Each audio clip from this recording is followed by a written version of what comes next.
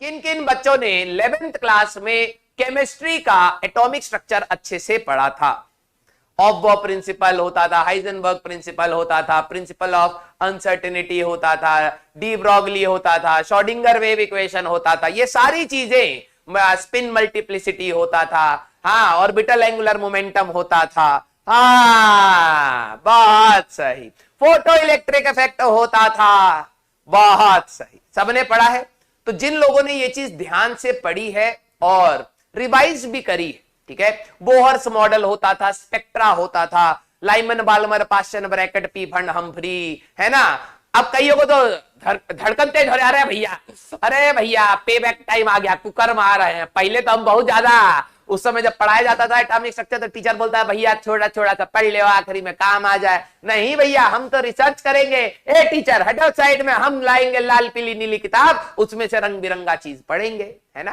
तो जिन्होंने ये चीज किया था उस समय, उनका मॉडर्न फिजिक्स में भी वैसे ही हाल हो जाएगा। रीजन नहीं, क्योंकि मॉडर्न फिजिक्स में प्री बोर्ड्स का टेंशन थोड़ा सा सर पे आना स्टार्ट हो चुका होता है, आखिरी की बात होती है, और आपकी जो थीसिस जो 11वीं की स्टार्टिंग में थी, आप जैसी मॉडर्न फिजिक्स कहते हैं अच्छा समय हो चुका है, लेकिन रिसर्च अभी बाकी है मेरे दोस्त। तो आप क्या करते हैं, फिर से अपनी कलम लेना स्टार्ट करते हैं कि यही कलम मेरी जिंदगी झंड की थी और आगे भी करेगी, ठीक है। फिर आप अपनी रिसर्च कंटिन्यू करेंगे और मॉडर्न फिजिक्स फिर से चौपट कर लेंगे। वहां पे रेडियो एक्टिविटी आता है जो फर्स्ट ऑर्डर काइनेटिक्स है, तो आपने केमिकल काइनेटिक्स में भी थोड़ा बहुत खराब किया होगा, तो उसके भी कुकर्म इसी कलम से बाहर निकलते हुए, चोंच से निकलते हुए आपको दिख रहे होंगे, ठीक है। सेमीकंडक्टर तक आते आते थोड़ा सा आपका दिमाग भर चुका होगा कि इलेक्ट्रॉन इधर उधर बहुत कर रहा है, भैया इसको रोक दो, तो चैप्टर रुक जाता है। और कम्युनिकेशन आप इसलिए छोड़ देते हैं क्योंकि आपको लगता है एनसीईआरटी पढ़ना पड़ेगा, है।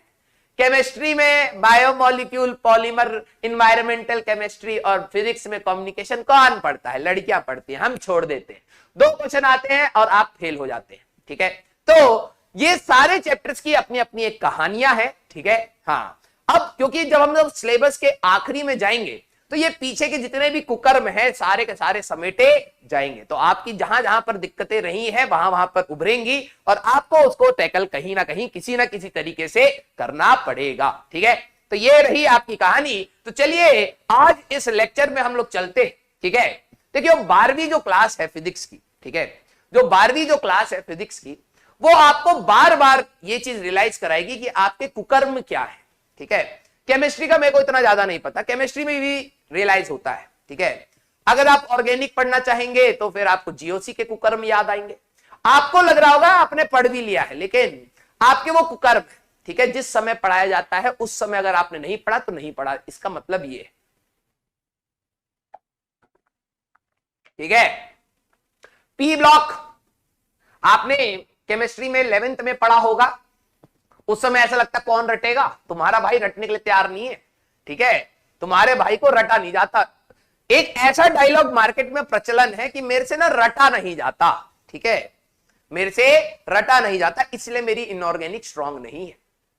फिजिकल में मेरे से कैलकुलेशन नहीं होती इसलिए स्ट्रांग नहीं है, और ऑर्गेनिक में मेरे को रिएजेंट्स याद नहीं है, और इलेक्ट्रोफिलिक सब्स्टिट्यूशन है, न्यूक्लियोफिलिक एडिशन है, हाँ, कार्बोकैटायन शिफ्टिंग है, वो सब याद नहीं रहता, तो इसलिए वो भी याद नहीं है।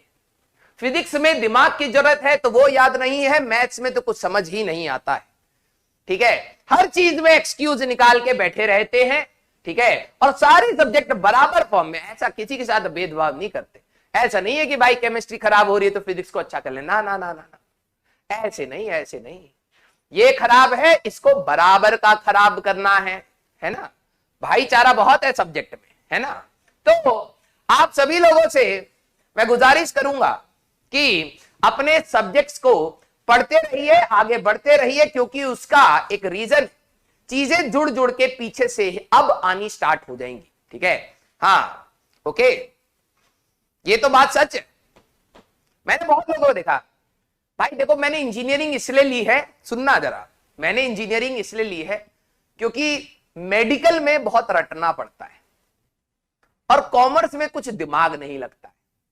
एक्चुअली में आपने आपसे ना दोनों ही नहीं हो पाते, ठीक है, इसीलिए आपने इंजीनियरिंग लिया, यही तो रीजन है ना। इंजीनियरिंग लेने का ये रीजन नहीं है कि मुझे इंजीनियरिंग में इंटरेस्ट है, मैं रट नहीं सकता, उनको ये लगता है मैं रट नहीं सकता तो भाई मेडिकल गई, और मैं इतना भी खराब नहीं हूं कि मैं कॉमर्स में जाऊं, ठीक है। और फिजिक्स केमिस्ट्री मैथ्स लेके उनको आईना दिखाया जाता, बेटा तुम इधर भी उतने ही बराबर के, मतलब कहते हैं ना खराब इंसान हो, ठीक है। तब लगता है अरे बाप रे बाप, बड़ा दर्द हो रहा है, सर बैकलॉग है, प्लीज बैकलॉग का कुछ करवाइए। बैकलॉग एक बहाना है, ठीक है, बहाना है, आपकी कामचोरियों के ऊपर एक चादर है, और कुछ नहीं है बेटा। हाँ चलिए, हाँ ठीक है।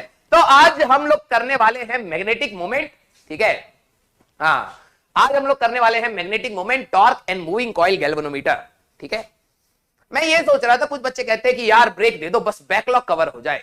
ये वही बच्चा है जो पिछली बार भी ब्रेक मांग रहा था, बिकॉज बैकलॉग रह गया था, ठीक है। और अभी आगे भी ब्रेक मांगेगा, क्यों? क्योंकि इसका बैकलॉग रह जाएगा, ठीक है। और ये एग्जाम से पहले ये वही बच्चे होते हैं जो पिटीशन डालते हैं कि अरे देखिए दिल्ली में 5 कोरोना के केस आए हैं, बड़ा खतरा है, बिना मास्क के बाइक पे चल रहा है, अरे भाई हाँ अपोर्ट करिए, हाँ ट्विटर पे ट्रेंड कराना है, ठीक है। ये बाद में वही बच्चे होते हैं जो बाद में कहते हैं कि सर बैकलॉग बहुत है, एग्जाम भी खिसक जाए तो मजा आ जाए, है? हाँ मिलता है इनको बाद में, ठीक है, बैकलॉग ही मिलता है। बैक पे एक लाग से पापा मारते हैं, ठीक है, जब रिजल्ट आता है, ठीक है। तो बैकलॉग का रिजल्ट आपको बैकलॉग में मिलेगा, ठीक है। चलिए